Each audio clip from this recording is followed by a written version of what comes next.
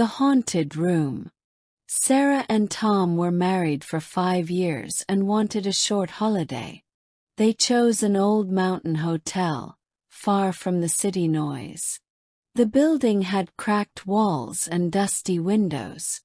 When they asked for room 6, the owner warned that many guests never stayed the night. The couple laughed at the warning, thinking it was just a spooky legend to entertain tourists. They walked down a long, dim hallway lit by weak yellow bulbs that flickered above their heads. The carpet was worn and smelled of damp and mold. At the very end of the corridor, room 6 waited in complete silence. Inside, the room appeared normal: a large bed with red sheets, an old wooden wardrobe, and a small window with heavy curtains. But the air was colder than the hallway, almost freezing. Sarah rubbed her arms and asked Tom to check the heater.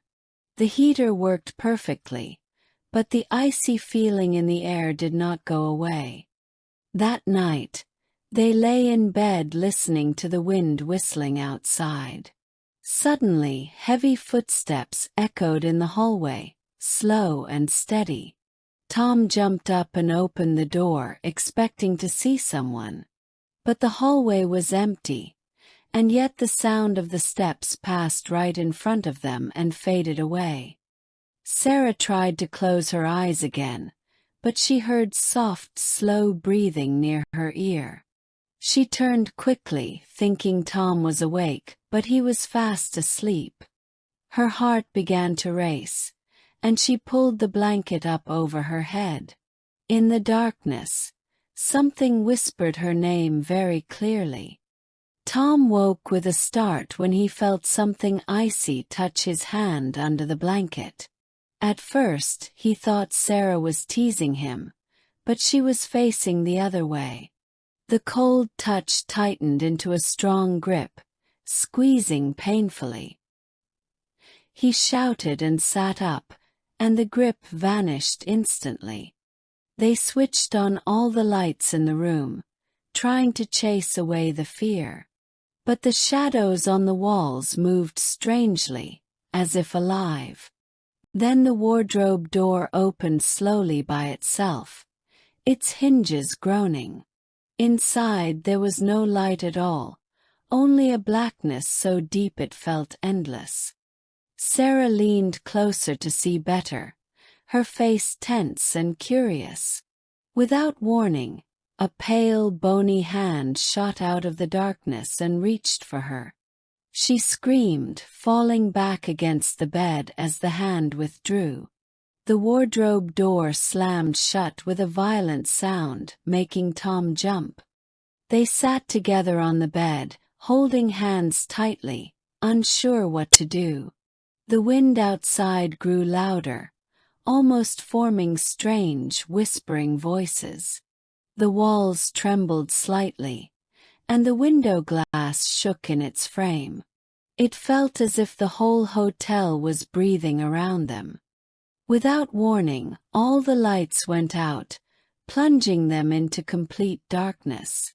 From inside the wardrobe came a deep, slow knocking sound, each thud heavier than the last.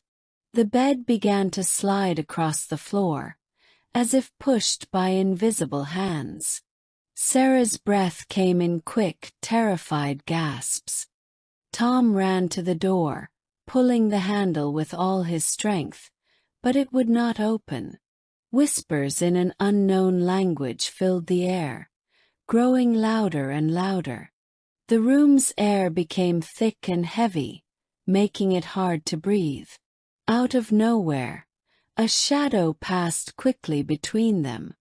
Sarah suddenly felt something cold wrap tightly around her waist and lift her from the bed. She screamed for Tom, reaching out her hands in the dark. But he couldn't see her, only hear her voice getting farther away. Then her scream was cut off, and the room fell into absolute silence. The lights flickered on for just a second, and Tom saw Sarah inside the wardrobe. She was standing perfectly still, her eyes wide open and her skin pale. Before he could move, the wardrobe doors slammed shut so hard that the sound echoed in the hallway. Tom grabbed the wardrobe handles and pulled until his fingers hurt, desperate to open it. Finally, the doors creaked open, but Sarah was gone without a trace. Inside, there was only an impossible black space, much deeper than the wardrobe should be. A freezing wind blew from within. The next morning, the hotel owner found Tom sitting on the floor, staring at the wardrobe with empty eyes. His hair had turned completely white overnight, and his hands shook. He did not speak a single word, even when the owner tried to help him. The owner sighed, as if he had seen this many times before. That day, the hotel locked room 6 and told guests it was under renovation.